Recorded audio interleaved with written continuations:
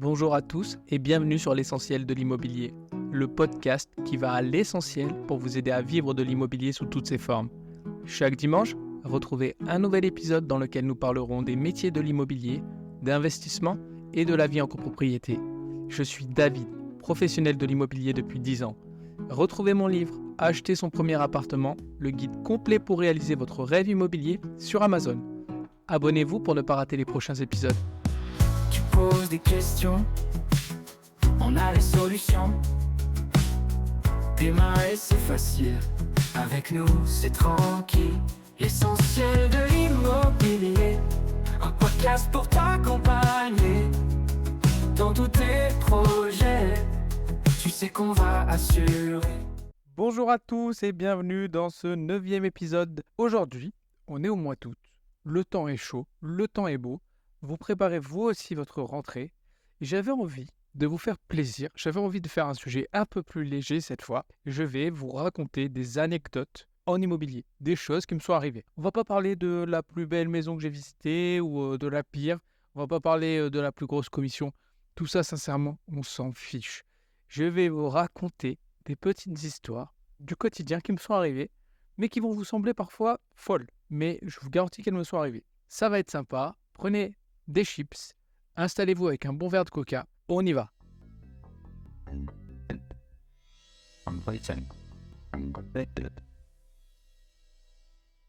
Histoire numéro 1. Je l'ai intitulée celle-ci « Le fantôme de la maison ».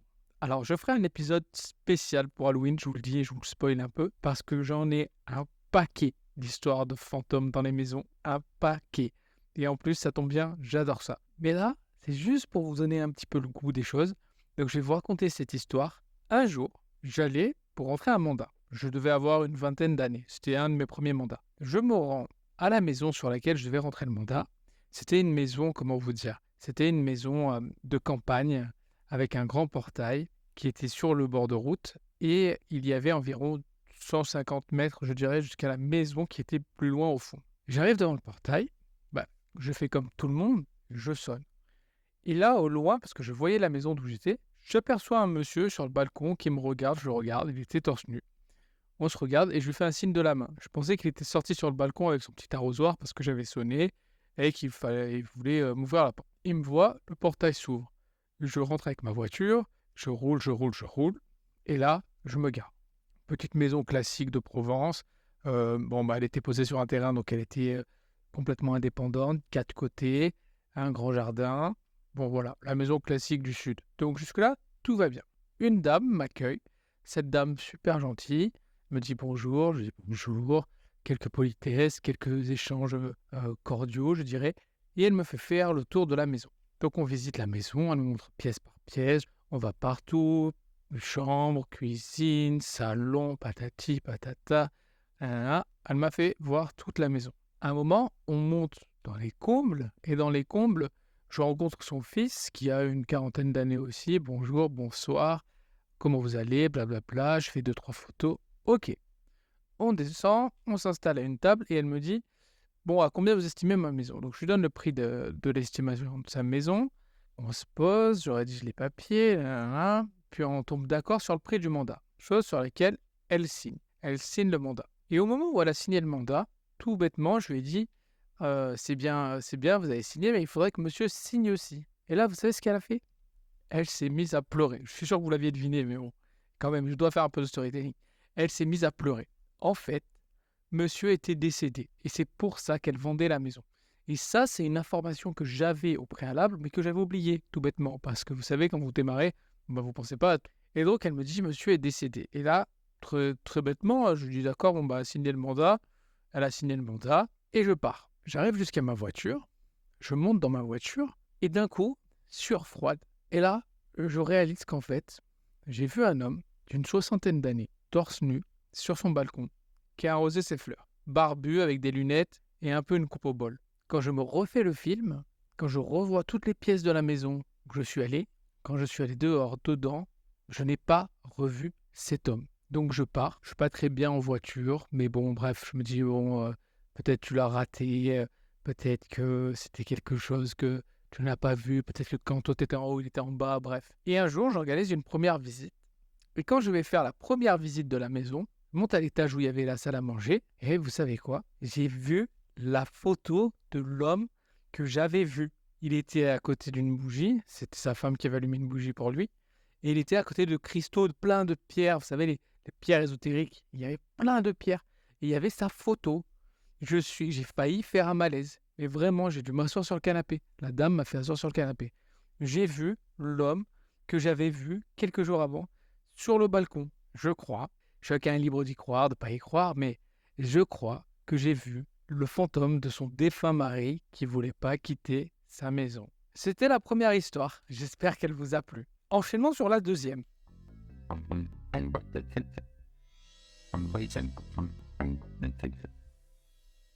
Cette deuxième histoire est bien plus légère. Cette fois, elle est rigolote. C'était cette fois à mes débuts de syndic.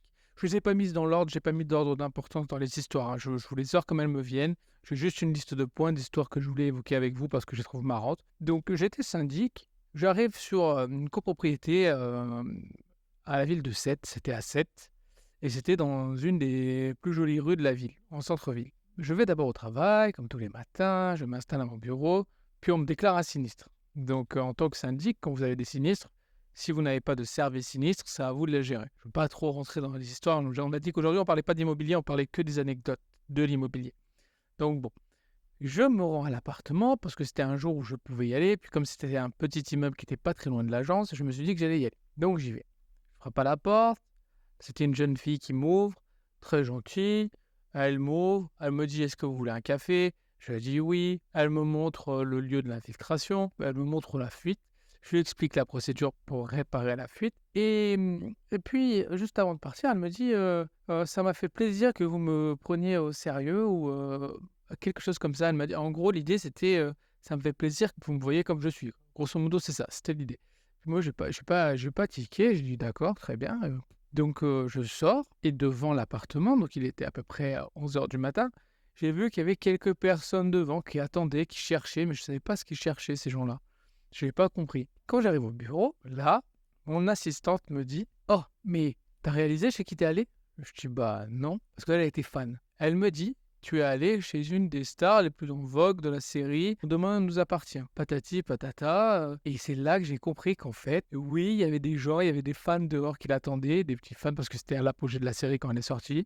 Et oui, je l'ai rencontrée et oui, j'ai traité une fuite chez elle. Voilà, effectivement, c'était l'une des stars de la série chez qui je suis allé et chez qui j'ai aidé, parce que j'y suis retourné d'autres fois, à résoudre un problème de fuite. Sans savoir qu'en fait, c'était une star. Je l'ai su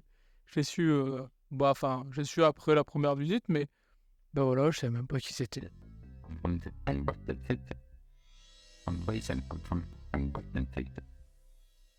Troisième histoire, et celle-ci, c'est pas des moindres. Pour être très transparent avec vous, j'ai mis quand même très longtemps à m'en remettre. Aujourd'hui, je vous en parle parce que je trouve que c'est sympa et puis c'est rigolo, ou pas, mais j'ai mis pas mal de temps à m'en remettre. Pendant ma carrière de syndic, quand vous êtes syndic, pour certaines copros, vous ne faites pas toujours ce que vous voulez.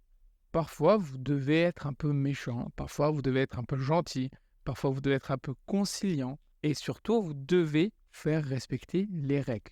Un jour, il y a une dame qui m'appelle au bureau et elle me dit « Monsieur, chez moi, il y a des rats. » Je réponds tout bêtement « Madame, j'ai lancé une intervention, le dératiseur va passer pour la copropriété entière et vous n'aurez plus de rats. » Quelques jours après, je me rends sur cette même copropriété, la dame vient me voir énervée et elle me dit « Monsieur, j'ai toujours des rats chez moi, ça ne peut pas durer, vous avez fait quelque chose ou pas ?» Donc je lui montre preuve à l'appui que j'ai lancé l'opération, je lui montre que les boîtes à rats sont rechargées, je lui montre que l'entreprise a prévu un deuxième passage dans un mois pour relever les boîtes à rats et voir ce qui a été mangé ou pas mangé, et que le traitement est en cours. La dame s'énerve, s'offusque, devient presque violente, et elle me dit « Vous allez voir, ça ne va pas se passer comme ça pour vous. » Chose à quoi j'ai répondu « Très bien madame » et je suis parti. Le problème quand vous êtes syndic, je le dis à tous les jeunes qui voudraient faire syndic ou toute personne qui voudrait faire syndic, vous êtes toujours entre le marteau et l'enclume. Vous êtes toujours le centre névralgique de tous les problèmes. Si vous faites bien, on va vous en vouloir, une partie. Si vous faites mal, on va vous en vouloir. C'est un peu comme la politique. Même si vous faites des promesses, même si vous passez à l'action, de toute façon, peu importe ce que vous ferez, vous aurez toujours tort. Alors après, il y en a d'autres qui vont vous dire oui, mais non, le boulot de syndic, c'est pas que ça. Si, c'est que ça. Vous aurez toujours tort pour une personne.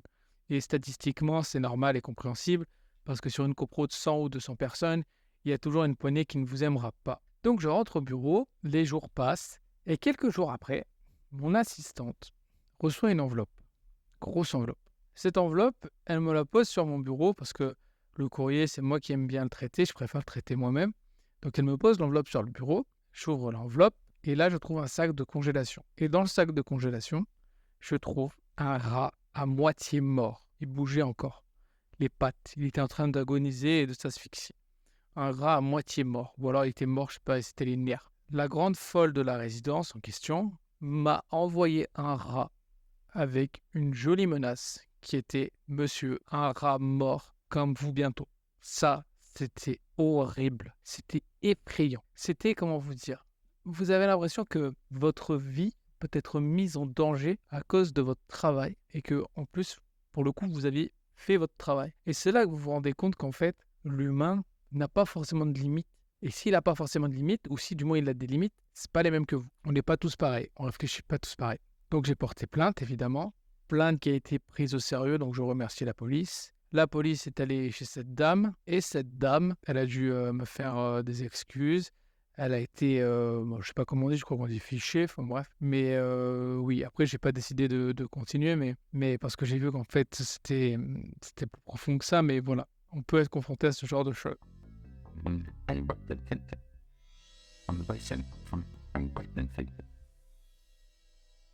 Dans le même registre, j'ai une autre histoire comme ça. Un beau jour, j'étais encore agent Transac, et je faisais de la Transac Loc. C'était une prédestination, j'avais déjà un petit immeuble en gestion, mais juste en loc, en fait, je faisais les entrées et les sorties des locataires.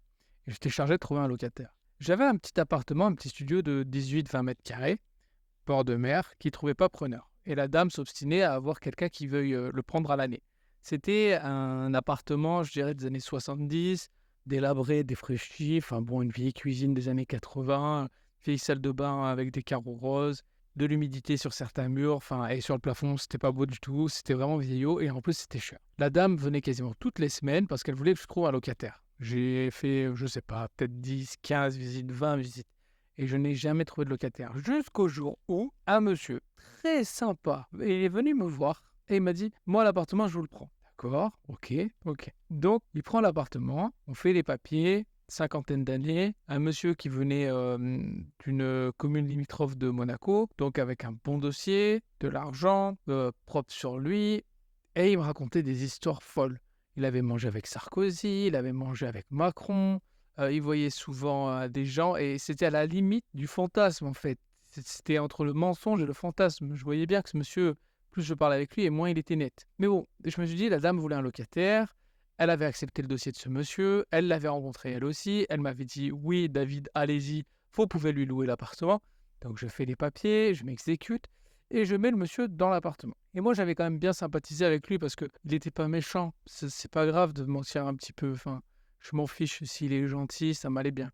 Et les 3 ou 4 autres personnes, je les avais placées moi aussi dans ce mini-immeuble. Donc bon, un jour, je repasse là-bas, et là, il y a quelque chose qui aurait dû m'alerter. Il était 10h du matin, il était bourré. Et là, on n'en pouvait plus. Il était presque au niveau du coma éthylique. Donc j'ai hésité à appeler les pompiers. Finalement, il m'a dit que ça allait. La voisine m'a dit que c'était récurrent. Là, ça m'a aussi alarmé, alors que ça faisait même pas un mois qu'il était là-bas. Que le soir, il s'amusait à crier, qu'il était pas bien, qu'il se sentait seul. Et donc, bon, j'ai laissé. Je suis repassé le lendemain quand il allait mieux. Et là, je lui ai parlé. Je lui ai dit, mais écoutez, il faut vraiment vous calmer parce que vous faites peur aux voisins. Vous ne pouvez pas agir de la sorte. C'est pas bon pour personne. Il est rentré dans une colère noire.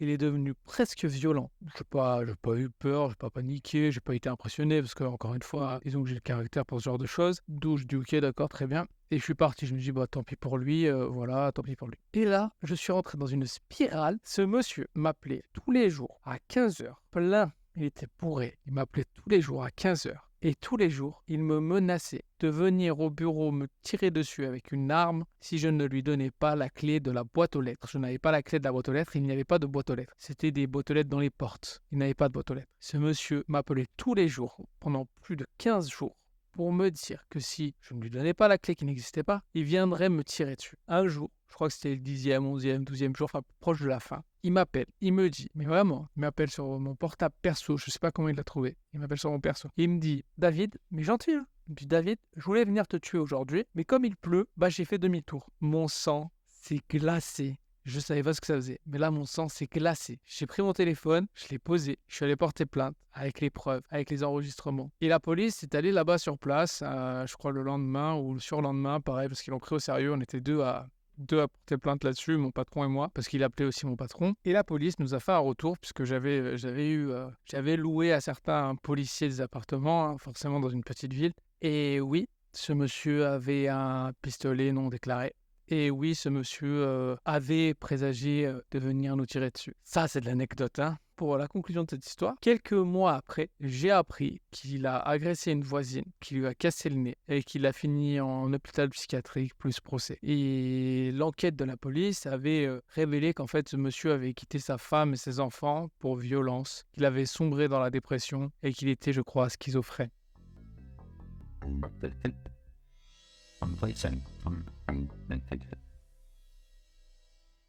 Allez, je vous fais une histoire plus légère. Là, des histoires comme ça, un peu glauques, là, on a enchaîné. Je l'ai intitulée « La maison qui ne s'arrêtait plus de chanter ». Pourquoi ? Grosse maison, 400 000 €, belle maison, magnifique, pareil, je prends le mandat, tout se passe bien. Je fais quelques visites, tout se passe bien. Et un jour, le propriétaire de la maison, avec qui, encore une fois, j'avais sympathisé, parce que dans ce métier, vous sympathisez avec tout le monde, me dit « David, s'il te plaît, il y a un truc à la maison. Est-ce que tu peux aller le chercher ? Nous viendrons le récupérer à ton bureau, pas de problème, ça nous fait plaisir. » Pour vous dire, c'était par exemple la clé du garage, enfin bon, un truc comme ça, je ne me rappelle plus. Il m'avait dit, elle est posée sur la table, on l'a laissée, on voulait passer de la déposer, on n'a pas pu. Va la chercher, nous on la récupérera à notre tour. Donc je vais à la maison, et là, j'ouvre la porte avec les clés, la maison se met à sonner. Il y avait l'alarme qui n'avait pas été désactivée quand ils sont partis. Ça faisait déjà 2 mois que j'avais la maison à la vente. L'alarme s'est déclenchée. Impossible d'arrêter l'alarme puisque je n'avais pas le code de l'alarme. Donc j'appelle le propriétaire qui ne répond pas. J'appelle le fils du propriétaire qui ne répond pas. J'appelle un énième numéro donné par un voisin. Je crois que c'était le cousin, le frère ou le petit frère, j'en sais rien, du propriétaire, qui me répond, qui me donne un code, qui ne marche pas. Finalement, le propriétaire me rappelle. Là, il s'est déjà écoulé plus d'1 quart d'heure, hein, donc vous imaginez bien que les voisins, paniqués d'entendre l'alarme qui se déclenchait, se redéclenchait, sont tous sortis aux fenêtres et sont venus me voir, pensant que j'étais un voleur, bien sûr, évidemment, que la police a été prévenue, évidemment. Vous pensez bien que la police a été parquée, évidemment. Et vous pensez bien que, bon, comme j'avais pas la tête d'un truand, hein, ils ont bien compris qu'avec mon costume cravate, j'étais pas là pour voler, et que j'avais les clés de la maison dans la main. Nous sommes restés plus d'une demi-heure, 3 quarts d'heure, avec l'alarme qui sonnait, le policier, enfin les 2 policiers, et moi, comme ça, en attendant que le propriétaire daigne nous répondre pour nous donner le code pour arrêter l'alarme. Je peux vous dire que 15 minutes avec une alarme à je ne sais pas combien de décibels, ça m'a fait de la pub, hein. Ah, ça m'a fait de la pub. Ça s'est vite su que David faisait visiter des maisons qui sonnaient. Voilà, c'est une petite anecdote sympathique que je voulais vous raconter aussi, qui était sympa. Je voulais vous en raconter d'autres. J'en ai d'autres, des anecdotes. Mais je vais les garder pour moi. Comme ça, je vous les raconterai la prochaine fois. Déjà, je trouve qu'on a passé un bon moment. Ça m'a fait plaisir d'échanger avec vous, de vous parler un peu de ça, de faire un truc un peu plus léger. Je voulais juste vous dire avant de couper, si jamais vous avez besoin d'aide, je me ferai un plaisir de vous aider. Non, vous m'envoyez un mail. C'est avec plaisir que je vous réponds. Vous me laissez un commentaire. C'est avec plaisir que je vous réponds. Pour certains, j'ai déjà pris contact avec eux pour les aider gratuitement. Et tout ça, ça me fait plaisir. Je vous dis à la semaine prochaine. C'était encore une fois super de passer un moment avec vous. Ciao.